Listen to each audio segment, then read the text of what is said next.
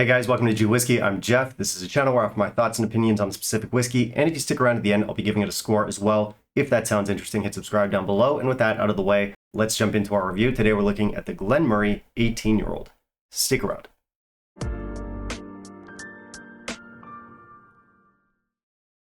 Okay, so we're looking at a Glen Moray today, and if I'm not mistaken, I think this is the first time I've ever looked at a Glen Moray on this channel. Maybe, and it's just not a brand that I usually talk about. I don't drink much of their stuff, and there is a reason for that. I'm actually not a huge fan of this brand, although I do respect what they're doing.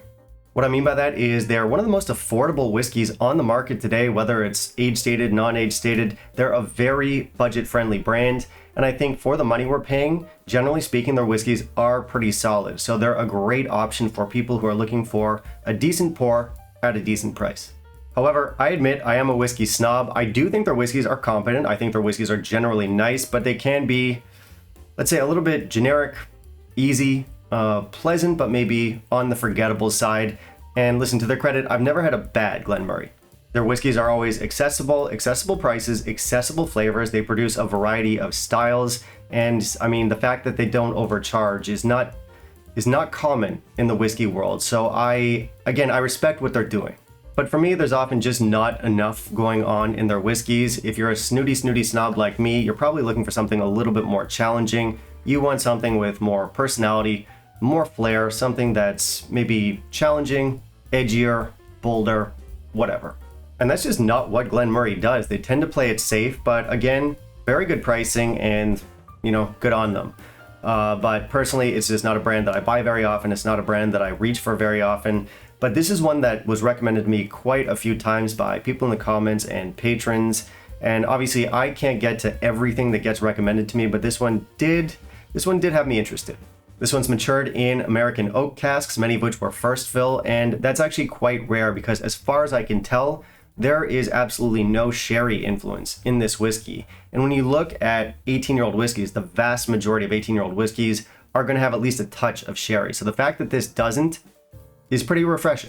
And aside from that, this whiskey caught my eye because it's one of the cheapest single malt whiskeys on the market today with an 18-year age statement. And that in itself, that's interesting. I'm hoping that even though the whiskey tends to be a little bit safe and a little bit tame at times, that extra age adds some more dimension to the whiskey. So let's see how that works out. Let's jump into our review. In the meantime, if you'll kindly leave a like down below, that'd be greatly appreciated. So we do get some decent specs here. This one comes in at 47.3% ABV, which is an odd ABV, but it is a good ABV. It's also non-chill filtered. I do believe it's colored though, so we got 2 out of 3, but for the price, not bad. So I don't love Glen Moray bottles. I don't hate them either. I think just because I think of the brand as being a little bit boring and generic, there might be some psychology at work, and I kind of perceive the bottles in the same way. Design-wise, nothing really stands out to me, but there's nothing off-putting either. So I'm pretty neutral towards it. I'll give it 2.5 out of 5.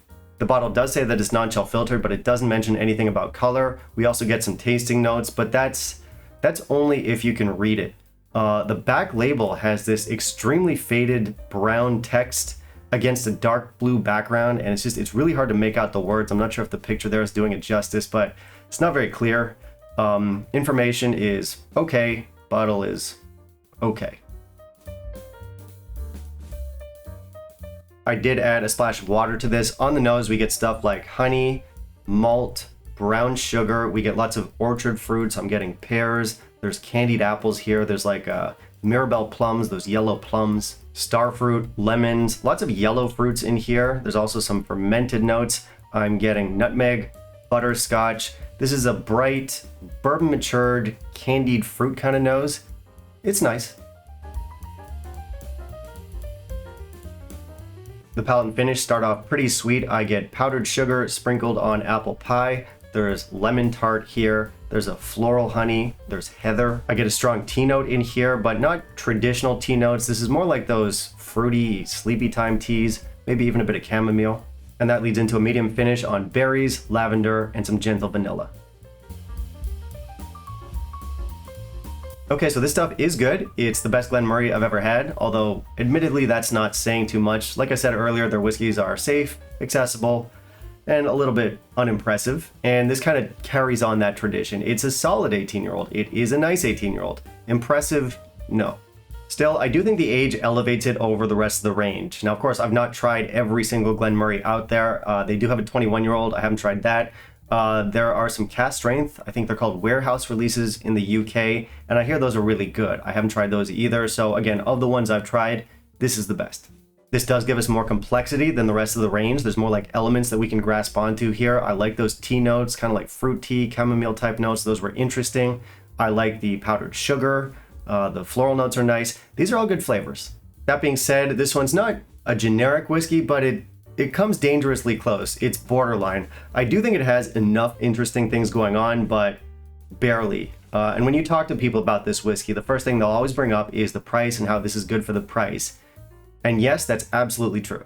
But if we don't look at it from a value perspective and we just look at it for what it is, I do get a quality whiskey. It's got some good flavors. It's pleasant. It's enjoyable. But it's also a little bit predictable and by the numbers. I guess I was just hoping for a little bit more pop, a little bit more flair. I wanted some jazz.